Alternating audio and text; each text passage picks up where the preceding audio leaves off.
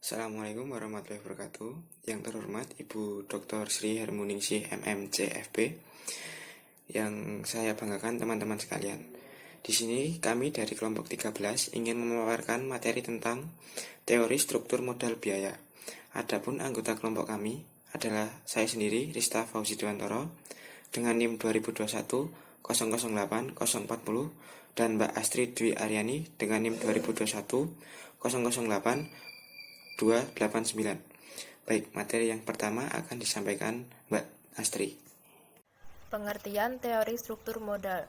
Menurut ahli keuangan IM Pandey, struktur modal atau kapital struktur mengacu pada campuran sumber dana jangka panjang seperti surat hutang, hutang jangka panjang, modal saham preferensi, dan modal saham ekuitas termasuk cadangan dan surplus. Sedangkan menurut John J. Hampton menyatakan bahwa struktur modal merupakan kombinasi dari efek hutang dan ekuitas yang terdiri dari pembiayaan aset perusahaan. Berikut ini adalah beberapa teori dari struktur modal. Yang pertama, teori pendekatan tradisional. Pendekatan tradisional berpendapat akan adanya struktur modal yang optimal. Dengan kata lain, struktur modal mempunyai pengaruh terhadap nilai perusahaan. Struktur modal bisa diubah-ubah agar bisa diperoleh nilai perusahaan yang optimal. Contoh kasus, perusahaan A menggunakan utang sebesar 270.000 dengan tingkat bunga 15%. Perusahaan membayarkan bunga 40. Biaya modal saham mengalami kenaikan menjadi 20% karena resiko saham meningkat dengan meningkatnya penggunaan utang. Pertanyaannya adalah berapa biaya modal rata-rata tertimbang perusahaan A? WACC sama dengan VB dibagi dalam kurung VB ditambah VS tutup kurung dikali KB ditambah VS dibagi dalam kurung VB ditambah VS tutup kurung dikali KS. 270 dibagi 270 ditambah 280 dikali 15% ditambah 280 dibagi 270 ditambah 280 dikali 20% sama dengan 0,0736 ditambah 0,1018 sama dengan 17,54%. Jadi, biaya modal rata-rata tertimbang dari perusahaan A adalah 17,54%. KS merupakan tingkat keuntungan, KB merupakan tingkat bunga, VS nilai pasar saham, VB nilai pasar hutang, dan WACC merupakan biaya modal rata-rata tertimbang. Teori yang kedua adalah teori pendekatan Modigliani dan Miller yang disingkat dengan MM. MM menentang pandangan tradisional struktur modal dan berpendapat bahwa struktur modal tidak mempengaruhi nilai perusahaan. Namun kemudian MM memasukkan faktor pajak ke dalam analisa mereka dan dapat disimpulkan bahwa nilai perusahaan dengan utang akan menjadi lebih tinggi dibandingkan nilai perusahaan tanpa hutang. Kenaikan nilai tersebut dikarenakan adanya penghematan pajak dan penggunaan hutang. Terdapat dua argumen yang dikemukakan oleh MM, yaitu argumen tanpa pajak dan argumen dengan pajak.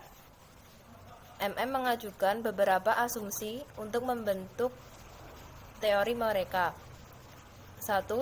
Tidak ada pajak. Yang kedua, tidak ada biaya transaksi. Ketiga, individu dan perusahaan meminjam pada tingkat yang sama. Dengan asumsi-asumsi tersebut, MM mengajukan dua proposisi yang dikenal sebagai proposisi MM tanpa pajak. Yang pertama adalah proposisi 1 tanpa pajak.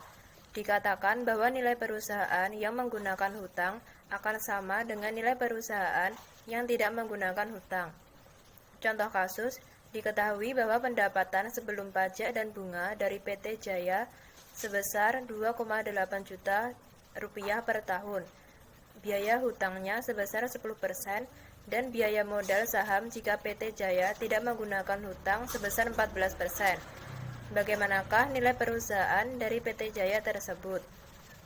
VL sama dengan VU.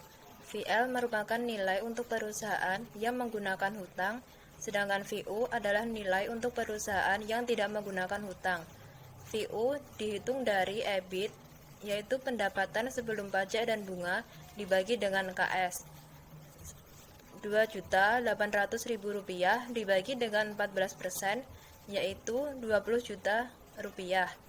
Jadi, nilai perusahaan dari PT Jaya tersebut adalah sebesar Rp20 juta. Selanjutnya adalah proposisi kedua tanpa pajak. Proposisi kedua tanpa pajak mengatakan bahwa tingkat keuntungan yang disyaratkan untuk perusahaan yang menggunakan hutang naik proporsional terhadap peningkatan rasio hutang dengan saham.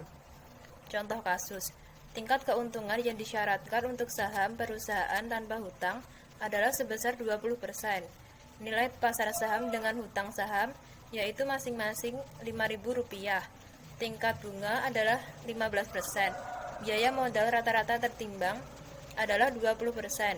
Misalkan perusahaan meningkatkan hutangnya menjadi Rp10.000, berapa biaya modal saham yang baru? KS sama dengan KO ditambah B per S dikali dalam kurung KO dikurang KB tutup kurung. 20% ditambah dalam kurung 10.000 dibagi 5.000 tutup kurung dikali dalam kurung 20% dikurangi 15% tutup kurung. 20% ditambah 10% yaitu sebesar 30%. Jadi biaya modal saham yang baru adalah sebesar 30%. KS merupakan tingkat keuntungan yang disyaratkan untuk saham. KO merupakan tingkat keuntungan yang disyaratkan untuk saham perusahaan tanpa hutang. B per S adalah rasio hutang dengan saham, dan KB adalah tingkat keuntungan yang disyaratkan untuk hutang. Baik, di sini saya akan melanjutkan presentasi dari Mbak Astri tadi. Yang selanjutnya ada proposisi MM dengan pajak. Yang pertama, proposisi 1 dengan pajak. Dikatakan bahwa nilai perusahaan dengan utang akan sama dengan nilai perusahaan tanpa utang plus penghemat pajak karena bunga utang.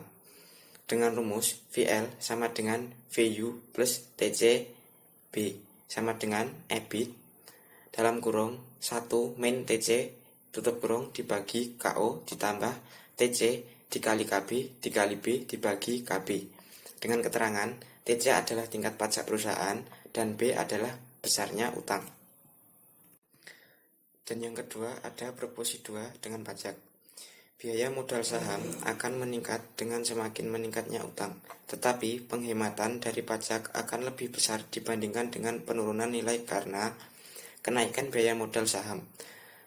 Dengan rumus KS sama dengan KO plus B dibagi S dalam kurung T1 min TC tutup kurung ditambah KO min KB tutup kurung. Sebagai contoh kasusnya, perusahaan B tidak menggunakan utang sama sekali atau 100% saham. Perusahaan B memperoleh pendapatan sebelum pajak dan bunga sebesar Rp10 juta. Tingkat keuntungan yang disyaratkan untuk saham adalah 20%. Berapa nilai perusahaan B jika pajak 40%? VU sama dengan Rp10 juta dikali dalam kurung 1 min 0,4 tutup kurung dibagi 0,2 dengan hasil Rp30 juta. Jika perusahaan B memutuskan untuk menggunakan utang sebesar Rp20 juta dengan tingkat bunga 15%, nilai perusahaan menjadi VL sama dengan VU plus TC dikali B sama dengan Rp30 juta ditambah dalam kurung 0,4 dikali Rp20 juta tutup kurung, hasilnya menjadi Rp38 juta.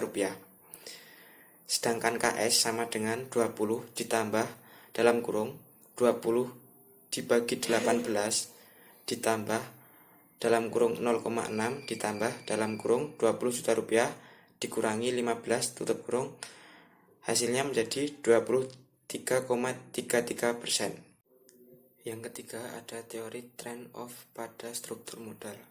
Teori trade-off dikembangkan untuk memasukkan ketidaksempurnaan pasar dan menjelaskan hutang yang tidak bisa mencapai 100%. Karena semakin tingginya hutang, maka akan semakin tinggi kemungkinan probabilitas atau kebangkrutan.